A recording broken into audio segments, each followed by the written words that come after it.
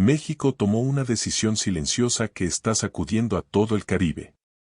Sin anuncios oficiales, sin discursos encendidos, sin ruedas de prensa. Pero sus efectos ya se sienten con crudeza en apagones interminables, calles a oscuras, hospitales funcionando a medias, familias enteras cocinando con leña. En pleno siglo XXI, la pregunta es, ¿México acaba de cortar el oxígeno energético que sostenía al régimen cubano? Durante años, el petróleo fue una de las últimas tablas de salvación para La Habana. Sin producción propia suficiente, sin divisas, sin acceso a mercados normales, Cuba dependía del crudo aliado para mantener encendida su red eléctrica. Hoy ese flujo se ha reducido de forma drástica y el impacto es apagones de más de 20 horas, fábricas paralizadas, transporte colapsado, una isla entera entrando en penumbra. Los datos son contundentes. Según información verificada por Reuters, los envíos de petróleo desde México cayeron más de un 70% en pocos meses, de casi 19.000 barriles diarios a poco más de 5.000. Una caída brutal que coincide con la peor crisis energética que Cuba ha vivido en décadas. Y no es un hecho aislado. Las importaciones totales de crudo de la isla también se desplomaron frente al año anterior. Mientras Venezuela reduce su apoyo y Rusia apenas logra cubrir una fracción del déficit en La Habana. La narrativa oficial vuelve a serla el bloqueo, las sanciones, la presión externa. Pero en las calles, la lectura es otra. La gente no habla de geopolítica. Habla de hambre, de calor, de noches sin luz, de refrigeradores vacíos y salarios que no alcanzan ni para lo básico. El petróleo no es una estadística. Es electricidad, comida, transporte, hospitales. Y aquí aparece el giro que nadie esperaba. México, históricamente defensor de la no intervención y del apoyo a Cuba, empieza a marcar distancia. Bajo el nuevo gobierno de Claudia Sheinbaum, los envíos se reducen, se revisan, se ralentizan. Oficialmente, no hay ruptura. Extraoficialmente, el flujo vital se está secando. La presión desde Washington crece. Congresistas estadounidenses celebran, hablan de se le acaba el oxígeno al castrismo. El contraste es brutal. Mientras México envía un cargamento puntual de carácter humanitario, apenas suficiente para cubrir un día de déficit energético, los envíos masivos prácticamente desaparecen. De decenas de cargamentos en verano a apenas unos pocos en otoño. Cuba busca desesperadamente alternativas. Intenta triangular petróleo, pide divisas, pide tiempo. Pero el reloj corre en su contra. Entonces la pregunta ya no es si hay crisis. La crisis está aquí. La verdadera pregunta es: ¿estamos viendo el inicio del colapso energético que puede empujar al régimen cubano a su mayor prueba de supervivencia? ¿Y hasta qué punto la decisión mexicana cambia el tablero político de toda la región? Para entender por qué esta decisión tiene un impacto tan devastador en Cuba hay que mirar más allá del titular y entrar en el corazón del problema energético de la isla. Cuba no produce el petróleo que consume. Su economía, su sistema eléctrico y su red de transporte dependen casi por completo del crudo importado. Durante años, ese déficit se cubrió gracias a alianzas políticas con países dispuestos a suministrar petróleo en condiciones preferenciales o directamente subsidiadas. Primero fue Venezuela, que durante más de una década sostuvo a la isla con envíos masivos. Luego, cuando Caracas empezó a hundirse en su propia crisis, México se convirtió en un proveedor clave, no por ideología explícita, sino bajo el discurso de la cooperación, la solidaridad regional y la ayuda humanitaria. El petróleo mexicano permitió mantener operativas las centrales termoeléctricas cubanas viejas, ineficientes y constantemente al borde del colapso. Pero el sistema estaba roto desde dentro. Las plantas funcionan con tecnología obsoleta, las pérdidas en la red son enormes y el mantenimiento ha sido mínimo durante años. Cada barril que entraba no solucionaba el problema, solo lo aplazaba. Cuba necesita más de 100.000 barriles diarios para sostener su economía básica. Sin ellos, la electricidad se convierte en un privilegio intermitente. En ese contexto, México jugó un papel decisivo. A través de Petróleos Mexicanos. Los envíos se mantuvieron incluso cuando la isla no podía pagar en efectivo. Los acuerdos eran opacos, los términos poco claros y las explicaciones escasas. Mientras tanto, dentro de México crecían las críticas. Hospitales sin insumos, refinerías con problemas, regiones enteras sin servicios básicos, mientras miles de barriles salían rumbo al Caribe. El problema se agravó cuando Estados Unidos empezó a elevar el tono de legisladores estadounidenses. Cuestionaron abiertamente esos envíos, argumentando que violaban el espíritu del embargo y que en la práctica ayudaban a sostener a un régimen autoritario. Se habló incluso de posibles repercusiones comerciales bajo acuerdos regionales clave. México, altamente dependiente del comercio con su vecino del norte, quedó atrapado en una encrucijada incómoda. Al mismo tiempo, Cuba empezó a mostrar señales claras de agotamiento. La generación eléctrica cayó, el transporte público se paralizó, las entregas de alimentos normados se retrasaron y la producción agrícola se desplomó. La economía entró en una espiral descendente. El Producto Interno Bruto retrocedió, la inflación se disparó y el salario real perdió cualquier capacidad de sostener a una familia. Así, el problema dejó de ser ideológico y se volvió matemático. Menos petróleo significa menos electricidad. Menos electricidad significa menos comida, menos trabajo y más desesperación. Y cuando México reduce drásticamente sus envíos, no solo corta un suministro, acelera una crisis que ya estaba al límite. La pregunta ya no es si Cuba puede resistir, sino cuánto tiempo puede hacerlo antes de que el sistema simplemente deje de funcionar. La tensión no está solo en La Habana. Está también en Ciudad de México, en Washington y en cada capital que observa cómo una decisión energética empieza a tener consecuencias políticas. Porque mientras el gobierno cubano intenta mostrar normalidad, la realidad sobre el terreno dibuja un contraste imposible. De día, discursos. De noche, oscuridad total. En Cuba, los apagones ya no son episodios aislados. Son rutina. Barrios enteros pasan más de 20 horas sin electricidad. En algunas provincias, la luz llega apenas unas pocas horas al día. Los hospitales priorizan áreas críticas. Las escuelas suspenden clases. Las fábricas paran máquinas. El transporte público desaparece. La vida cotidiana se organiza alrededor del horario de los apagones, como si el país hubiera retrocedido décadas. Pero al mismo tiempo, el régimen insiste en un mensaje de resistencia. Habla de agresiones externas, de sabotaje económico, de una conspiración internacional. Señala a Estados Unidos, al embargo, a las sanciones. Y aunque esos factores existen, la contradicción es evidente.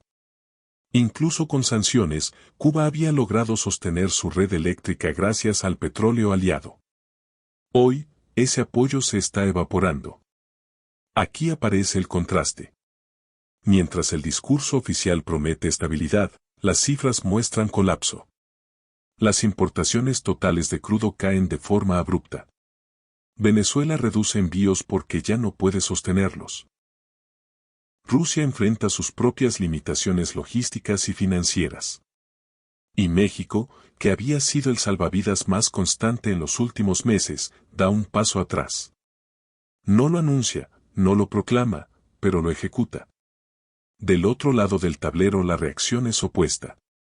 En Estados Unidos, sectores políticos celebran congresistas de origen cubano. Aseguran que la presión está funcionando. Hablan de asfixia económica, de cortar los recursos que mantienen vivo al régimen.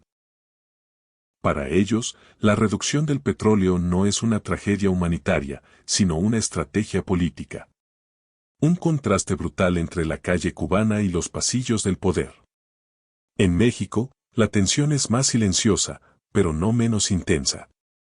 Internamente crecen las preguntas incómodas. ¿Por qué enviar petróleo cuando hay carencias dentro del país? ¿Por qué sostener a un gobierno extraño mientras comunidades mexicanas carecen de servicios básicos? Externamente, la presión comercial es real. El comercio con Estados Unidos es vital y cualquier amenaza de sanciones pesa más que la retórica ideológica. Cuba queda atrapada en el centro de ese choque. Sin margen financiero, sin infraestructura moderna y sin aliados capaces de cubrir el déficit energético, la isla empieza a mostrar signos de agotamiento estructural. No se trata solo de apagones. Se trata de un sistema que deja de funcionar pieza por pieza. La tensión crece porque el tiempo juega en contra del régimen. Cada día sin petróleo no solo apaga luces, enciende el descontento. Y cuanto mayor es el contraste entre el discurso oficial y la realidad, más difícil se vuelve contener a una población cansada de promesas, oscuridad y escasez. El giro no llegó con un comunicado oficial ni con una ruptura diplomática. Llegó de forma mucho más sutil, casi imperceptible, pero con efectos devastadores. México no anunció un embargo, no rompió relaciones, no hizo declaraciones grandilocuentes. Simplemente dejó de enviar el petróleo que mantenía encendida a Cuba. Y en geopolítica, a veces el silencio es la decisión más contundente. Durante meses, el gobierno cubano confió en que la reducción sería temporada. Que México, fiel a su histórica política exterior, mantendría los envíos como gesto de apoyo político y humanitario. Pero el ajuste no fue un bache, fue un cambio de rumbo. Los cargamentos masivos desaparecieron. Quedaron solo envíos puntuales presentados como ayuda humanitaria, insuficientes para sostener el sistema energético de la isla. Ese es el giro inesperado. México no se alineó públicamente con la presión estadounidense, pero tampoco la desafió. Optó por una vía intermedia que en la práctica produce el mismo resultado. Cuba se queda sin el flujo constante de crudo. Una decisión pragmática, calculada, pensada más en costos que en discursos. No es ideología. Es supervivencia económica y diplomática. Para La Habana, la sorpresa. Primero, porque México había incrementado sus envíos meses antes, creando la ilusión de estabilidad. Segundo, porque el recorte coincidió con el endurecimiento del tono. Desde Washington, la sincronía no pasó desapercibida. Aunque no haya documentos públicos que lo prueben, el mensaje fue el margen de maniobra se terminó. Ante ese escenario, el régimen cubano buscó soluciones desesperadas. Intentó triangular petróleo a través de terceros países. Exploró acuerdos de emergencia. Recurrió a Rusia y a Venezuela, ambos con capacidades limitadas y problemas propios. Nada alcanzó. El déficit energético siguió creciendo y con él, la crisis social. Lo más insólito es que la solución oficial no fue técnica ni económica, sino narrativa. El gobierno cubano volvió a apelar al discurso del sacrificio. Pidió paciencia, llamó a resistir. Pero esta vez el relato choca frontalmente con la realidad. No hay electricidad suficiente para sostener la vida diaria. No hay combustible para mover la economía. No hay tiempo. México, por su parte, presentó el recorte como una reordenación. Priorizar el mercado nacional, revisar contratos, limitar donaciones externas. Sin confrontación directa, pero con consecuencias irreversibles. Un movimiento que evita el costo político interno y reduce el riesgo externo mientras deja a Cuba enfrentando sola su mayor crisis energética en décadas. Ese es el giro que cambia todo. No un castigo explícito, sino la retirada silenciosa del último gran proveedor confiable. Y cuando el petróleo desaparece, el sistema entero empieza a colapsar desde dentro. Para comprender por qué la reducción del petróleo provoca un efecto tan inmediato y devastador en Cuba, hay que entender cómo funciona su sistema energético. La isla depende casi por completo de centrales termoeléctricas alimentadas con crudo y derivados pesados. No es un modelo flexible. No puede adaptarse rápido. Si el combustible no llega, la electricidad simplemente desaparece. La mayor parte de la generación eléctrica cubana se concentra en plantas construidas entre las décadas de 1970 y 1980. Instalaciones envejecidas, con mantenimiento definitivo y tecnología obsoleta. Estas plantas necesitan un suministro constante de combustible para operar de forma estable. Cuando el flujo se interrumpe, no solo se apagan turbinas, se dañan equipos, se rompen ciclos térmicos y se agrava el deterioro estructural del sistema. Cada barril cuenta. Cuba necesita alrededor de 110,000 barriles diarios para cubrir electricidad, transporte, industria y servicios básicos. Cuando México reduce sus envíos a apenas una fracción de esa cifra, el déficit se vuelve imposible de compensar. No existen reservas estratégicas suficientes. No hay almacenamiento prolongado. Lo que llega se consume casi de inmediato. El problema no termina en la electricidad. Sin energía, se paraliza la cadena completa. Los molinos de alimentos dejan de operar. Las plantas de refrigeración no conservan productos básicos. El transporte de mercancías se detiene por falta de combustible. La agricultura pierde capacidad de riego y procesamiento. Incluso el sistema de salud se ve afectado dependiendo de generadores de emergencia que también consumen diésel escaso. Visualmente, el colapso es claro. Ciudades a oscuras, semáforos apagados, hospitales funcionando en modo de contingencia, viviendas sin ventilación en un clima tropical extremo. El calor se acumula, la comida se echa a perder. La vida cotidiana se vuelve una lucha constante contra la falta de energía. Las alternativas técnicas son limitadas. Las energías renovables apenas cubren una pequeña fracción de la demanda. La infraestructura solar y eólica es insuficiente y depende, irónicamente, de componentes importados y de una red eléctrica estable. El gas natural no está disponible en cantidades significativas y la modernización del sistema requeriría inversiones multimillonarias que Cuba no puede financiar.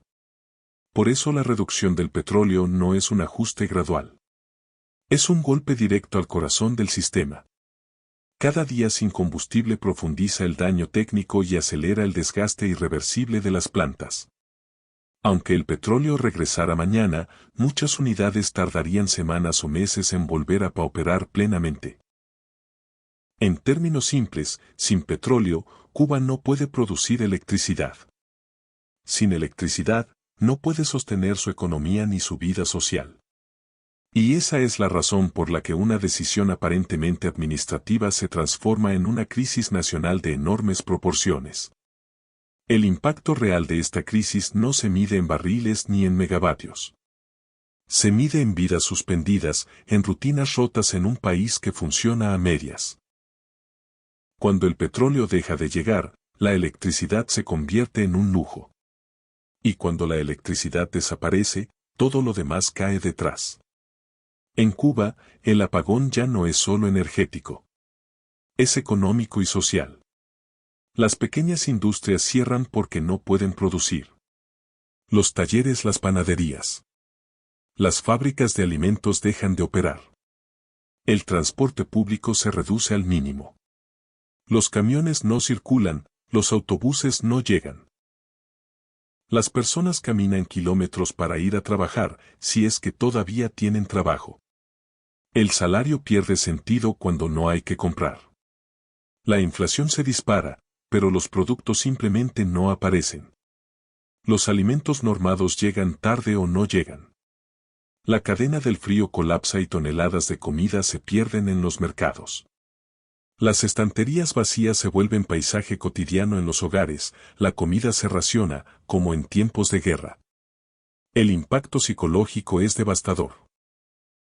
Dormir con calor extremo, sin ventiladores, sin luz, sin agua bombeada. Cocinar de noche, a oscuras, con leña improvisada. Cargar teléfonos cuando hay electricidad como si fuera un tesoro.